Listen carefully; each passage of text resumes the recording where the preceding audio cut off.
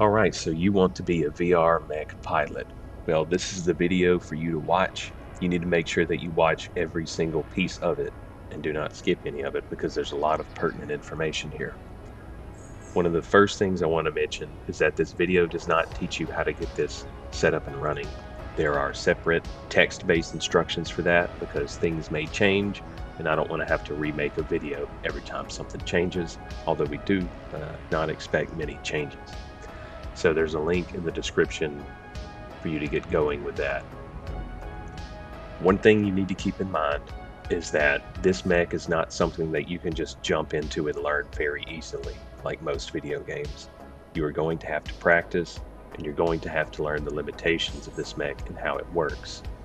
That being said, it's not terribly difficult or counterintuitive, but it does require practice. If you have any questions regarding anything about this, please go to the Discord, link to that in the description. We have excellent users and testers and also myself that can help you work through things. One important principle to remember during all of this, if this mech is not going to do anything that you want it to as far as mirroring your body movement. There are certain limitations on that, and we will get into some of those details. One of the most important ones that people seem to not understand is that you're not going to be able to perform extremely precise movements, especially in the fingers. You're not going to be able to reach down and grab a single block with finesse, okay? This is a giant machine that weighs a lot, that's using very strong motor, integrating with a VR system that it wasn't intended to integrate with. So extremely fine movements, like throwing a ball with the finesse of a baseball player, isn't something that you're going to be able to do, although you can try and practice and get decently good to some extent. Another thing to keep in mind is that there is a difference between the way you're going to see this game and how you would see it on PC. The VR view is a bit different. You'll see that towards the end of the video, but most of my videos are done just from recording the standard Space Engineer screen for the sake of higher quality resolution and a larger screen. If you've watched some of my previous videos, you will have seen what that VR view looks like. This is pseudo VR. It's not completely immersive like other VR games, so don't be mistaken about that. Another thing is that this mech is currently set to be invincible. I'm putting some details in the description on how you can turn that on or off. The reason it's invincible is because it was just easier to test like that, and because there are certain elements you're going to want to keep invincible, like the hands and potentially the feet. If you want to turn invincibility off, I would at least keep the hands and feet invincible. So check out the link if you want to alter that in any way. And just because the mech is invincible does not mean that rotors cannot become detached through impacts, so you also have to be careful there. The first thing we're going to look at is controls. Here you see the control spreadsheet. I've tried to make this sheet as comprehensive as possible, and a lot of these are just methods of activating hotbar items in the game so that you can put your own functionality on your own mech. And so if you see the first item there, you tap the A button, it literally inputs the number 1 on your hotbar, okay? So that brings us into another important aspect of this, and that is that whenever these controls are received, they are literally pressing those keys on your computer. And so if you want to tap the A button, it's really going to press the number 1. And so if Space Engineers is not the primary and active window that is open, and you have like a notepad open and you tap the A button, well, it's really going to press the number 1.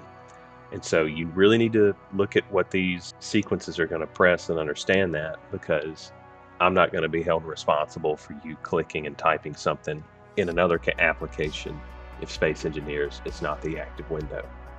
So there's your warning. And a problem that can arise with that, for instance, my computer has an NVIDIA graphics card, and I have an NVIDIA graphics overlay that allows me to adjust certain settings. And if on my keyboard I hold Alt and tap Z, well, that can pull up the overlay. So you may want to change any particular bindings that your keyboard has to prevent those types of things from happening.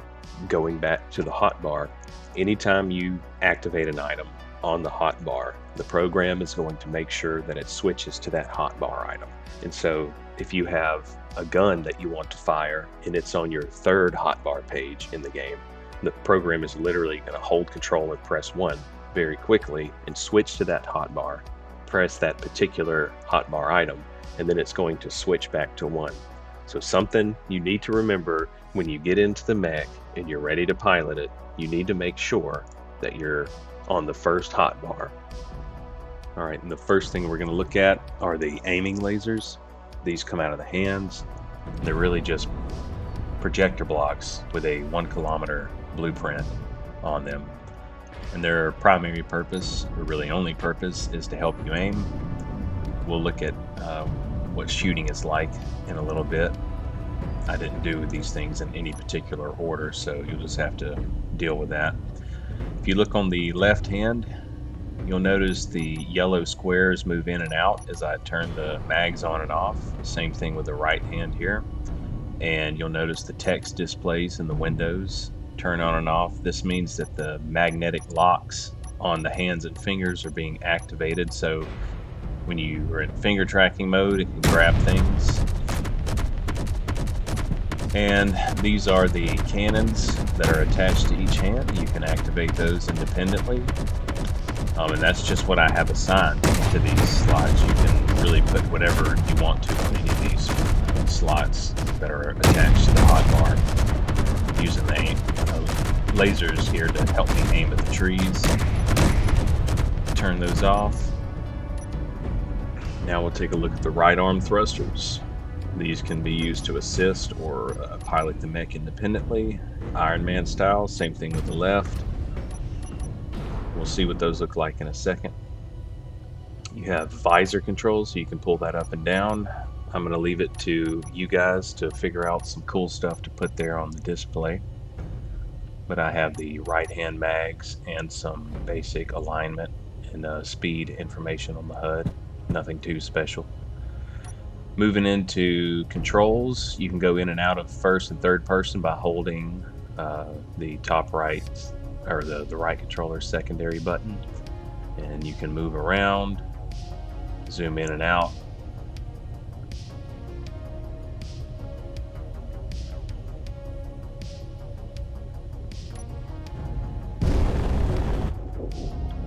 All right, you can see here we are toggling the inertia dampeners on and off. Now we'll enter into walk mode. And when it comes to walking, you're really going to have to practice with this. It works pretty nicely by itself on flatter terrain, but on any uneven terrain, you're going to have to develop some skill.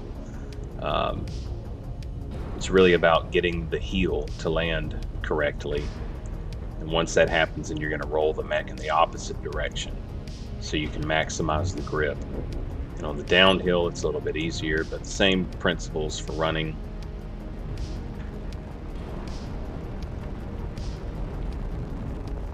We're going to do a jump here in a second.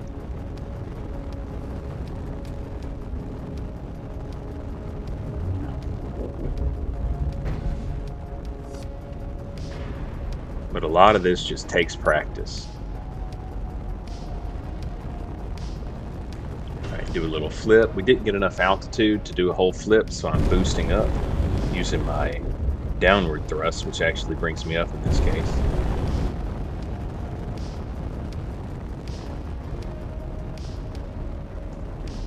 And we're going to try to land safely, because if you don't, you could tear off your leg or cause it to dislocate. It can take a little bit of a beating, but you want to be safe, even though the grid is invincible. All right, we have a kneel position that we can go into, and the auto aligners disengage during this so that you can level it correctly. There's also the ability to kick the legs out, like a front kick, both of them out at the same time, but I'm not displaying that here. You can also use that to sit down on the ground. Now I want to get into something important, and that is how the mech automatically detects whether or not it should be in flight mode, which allows you to rotate the mech more easily. It turns the aligner off. So once you reach a certain elevation, it turns that on or off. And it's off right now, so when I get close to the ground, it's not going to auto level me. So if you want to fly close to the ground, you're going to want to turn that off. You'll see that in the control menu. I'm going to toggle it back on now, so when I reach the threshold of the event controller, which is 300 meters in this case, and that's something you can change, you'll see that the mech will automatically start to align back to the planetary gravity vector. And so that's just for your convenience, and now we went back up out of the 300 meter threshold, and so it lets us control it back, and we're entering back into it. We're going to go ahead here and land. And after we land, what I want to show you is how you can manually turn the aligner script on and off. And again, this aligner script is not mine. I'll put a link to it in the description if I remember, but it's a very popular one. A very smart person made it. It's pretty complicated. So if you turn it off, as I just did, and you lean forward, you'll notice it does not stabilize, but once we turn it back on, the gyros will kick in and pull you back up in alignment with the gravity, or the gravitational plane.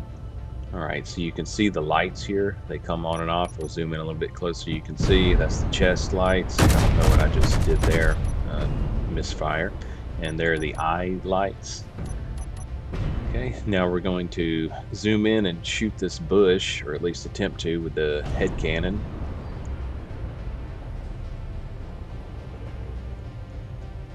A bit of a miss there, but whatever, right? Alright, I want to get some air and show you guys a useful feature, which is the T-pose. There are instructions on how to use that. You should already know if you did the setup instructions correctly, and this is just a convenient pose for you to get everything perfectly straight so you can do surgery if you need to, or if you just want to set the controllers down without having to worry about pausing the game or have everything go crazy while you move your controllers around.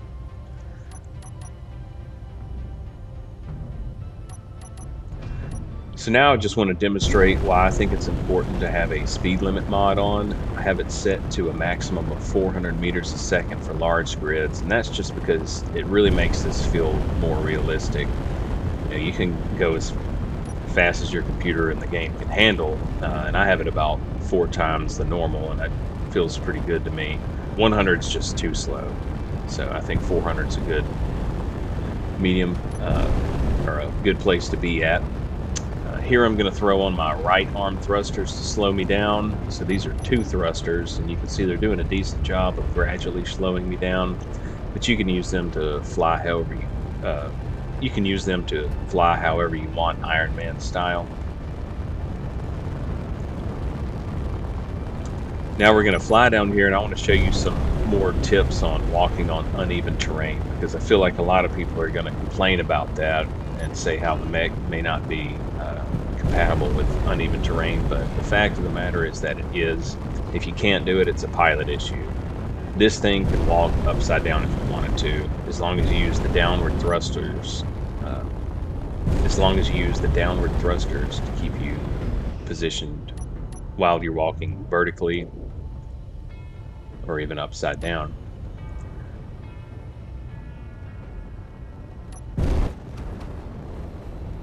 Don't be afraid to give it a little boost to get yourself going. And now we're going to boost downward for traction. And you're going to want to pull back to keep yourself level with the terrain and try not to let your toes smack. Okay, so we went up that hill pretty easily. Now we're going to go boost over to a larger wall, and you'll see some failures. And I didn't want to just show you success. I wanted to show you failures so you can see the types of things that are going to cause you problems if you don't learn to pilot this thing correctly.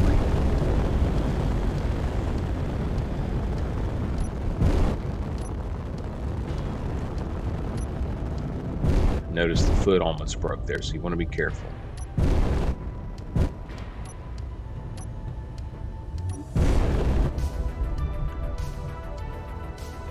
right, let's give ourselves a little boost.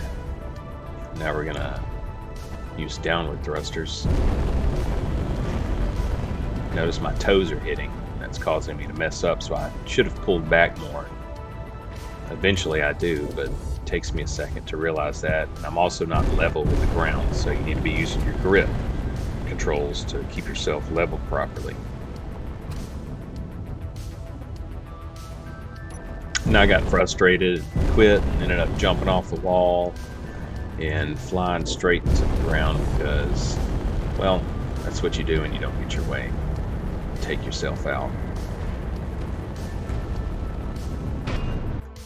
All right, one more time here. We're going to see some more mistakes that were made.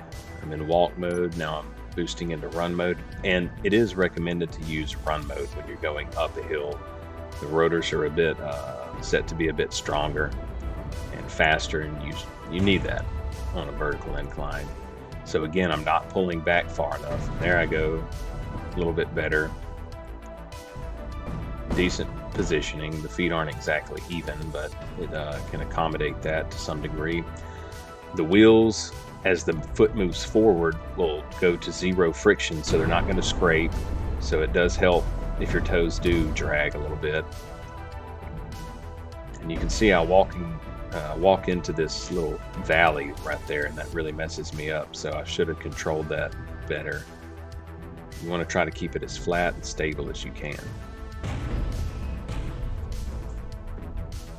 All right, so let's take a look at the VR view real quick.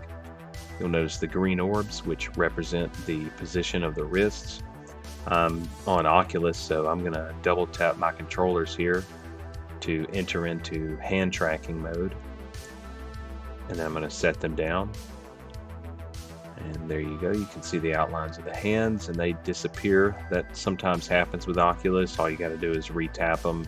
Once it usually happens, it doesn't happen again. It's kind of like an initialization thing. So the green orbs will track where your wrists are, and the hands will follow suit. Okay, now I'm going to be toggling the green orbs on and off. It did get cut off the screen a little bit, but if you look at the control manual, you'll see that if you hold the left stick in and push down on the right stick, it will make the orbs disappear. You'll see them flicker on and off. I'm turning them on and off. You don't always have to have those present on the screen. So I've entered into tracking mode, and now I want to show you the slider at the top, which is going to affect how quickly the motors react. So if I turn it almost all the way down, you'll notice that the arms will follow my hands very slowly. This is good if you want to do finer movements, especially later on with your fingers. You'll notice, see the mouse is running across the screen. That's a good point. You want to make sure that Space Engineers is the active window, so I had to take my headset off there and click there for a second. Now that Space Engineers is the active window, we can see again that the arms are moving pretty slowly, so we're going to crank that slider up.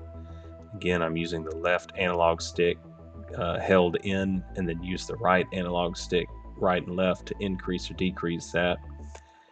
And so the faster they move, the more sporadic it is. I usually keep it about 30%, as you can see there. And we're now moving into first-person view, so you can see a little bit on what to expect there. The green orbs aren't going to be exactly where your arms are in game. Again, this is pseudo VR. And what we're going to do now is mess with the hand alignment, which is going to allow you to bring the hands in and out or up and down relative to where your arms might be. This allows for a bit of an adjustment if you need to do that for your arm length. One thing I want to say about this mech is that you shouldn't expect it to mirror every single thing that you do in the same exact way that you do it. It's more appropriate to think that you have to learn to pilot this mech within the constraints of how it works. Now we're going to move into finger tracking, and as you see, I turn that on and off. The hands leave their default grip and they move more into a grippy pose. So since I'm on Oculus, double tap to enter into finger tracking mode, and now you can see my fingers are being tracked. And we have a 33% motor speed, so it's a little slow, but that's the way big mechs are. You got to be patient with them. You're not going to be zooming around at lightning speed. You'll see some of the limitations of the wrist here, how it's not going to be able to achieve every single angle that you can, and sometimes it gets a little off kilter. So you just want to, again, learn to control this mech within confines that it can work within.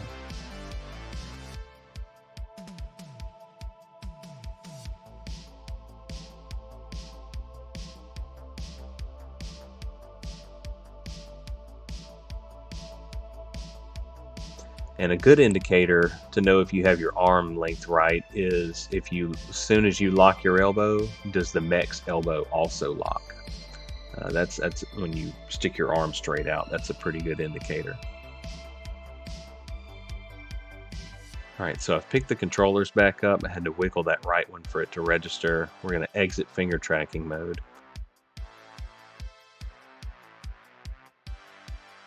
And I want to show you some examples of the limitations. So I'm readjusting my arms here because I felt like they weren't exactly where they should have been. And so I'm in hand alignment mode, using the left stick and the left grip and trigger to get it where I need it.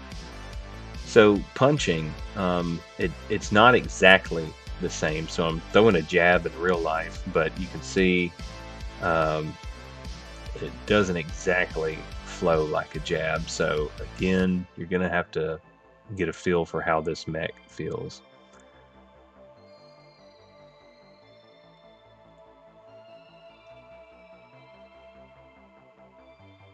Also, moving your arms far out and back to the side may not operate as expected, and pulling your elbows out like you're flapping your wings, so to speak, that's not gonna work like you might think. And now I kind of have my arms straight up and back in a very as far as I can put them, and it doesn't quite register those extreme angles. So you're safe right about here. As you can see, this is pretty much your safe zone to there. And so again, you're just going to have to play around with it and get a feel for it.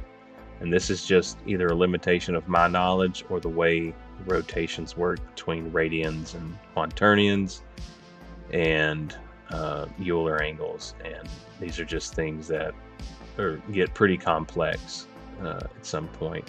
The head, though, the head usually stays on track, and you can see that red line there in the center of the screen. It's facing the direction of my chest, so always try to keep your chest aligned with that red line. Now, I know a lot of you want to make your own mech for this VR program, or at least you want to edit the current one, and there are some things that you need to know about that. You can certainly do it, but there are some hard requirements.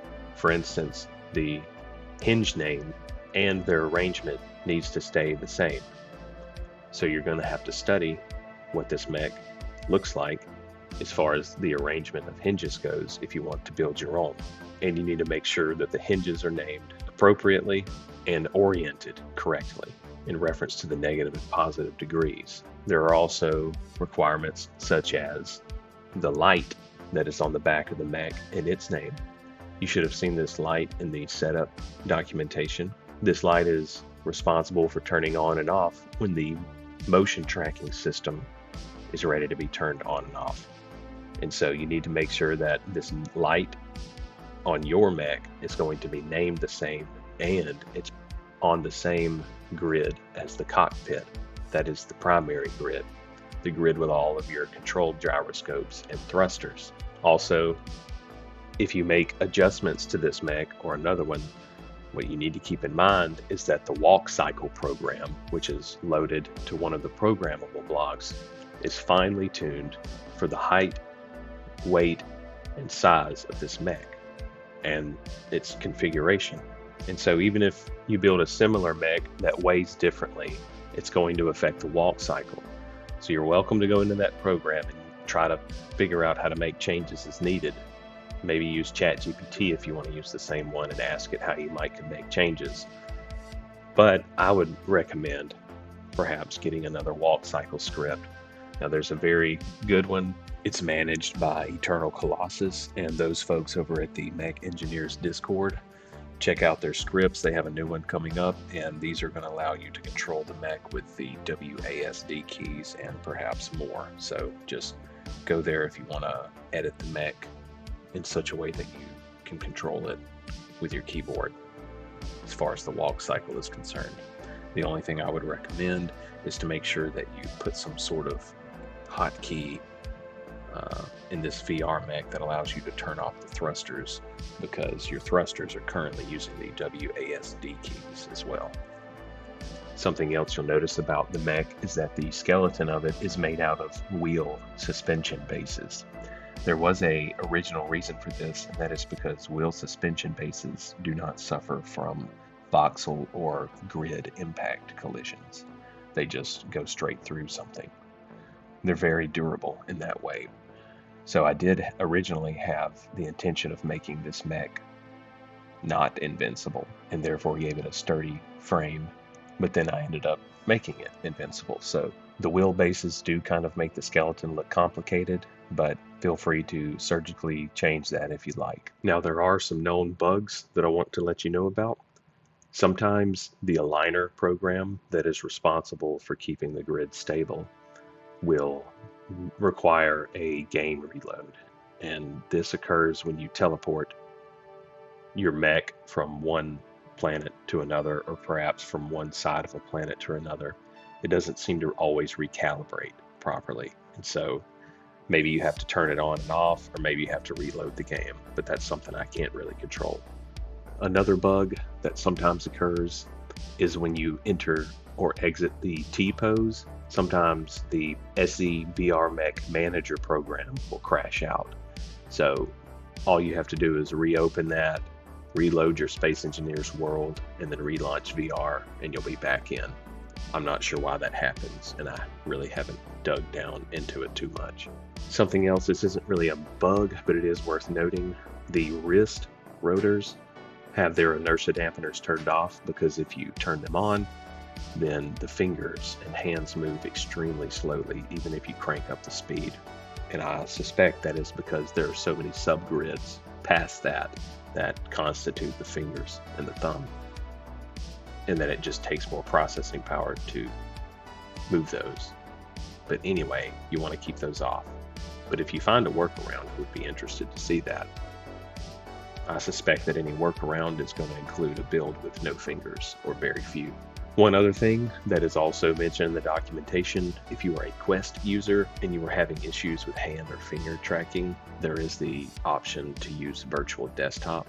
That application costs $20 in US currency, roughly, but it allows you to have your Quest controllers be detected as index controllers, Valve index controllers, and that is a way to work around. And of course, you'll have to download the Valve index version of this program in order to do that. There are instructions, as you should already know if you went through the guide, on how to do that. Lastly, some people may face performance issues, but from what I can tell, the only people that do experience those are people with older GPUs. We've had virtually no frame rate issues. Every now and then it can hang up a little bit, but it usually resolves itself. So if you have performance issues, you probably need a better GPU. None of our testers experienced that had decent computers. Last but not least, if you have any problems or questions, go to the Discord, find the appropriate channel to ask questions in regarding the VR Mech or VR Mech support. Please make sure that you post as much detail as possible. If you come on there and you just say something like it doesn't work or this thing's not working right, well, I'm going to need more detail. Screenshots will help. A video will help. Sometimes some very strange things happen, and it may take time to resolve. Also, if this does work for you guys, I want you to let me know in the Discord. I don't want to just hear about all the failures. I want to hear about the good stuff so that I know that it is working for people. All right, guys, it's time for you to jump in and become a VR Mech pilot. I hope you have fun, and let me know what you think.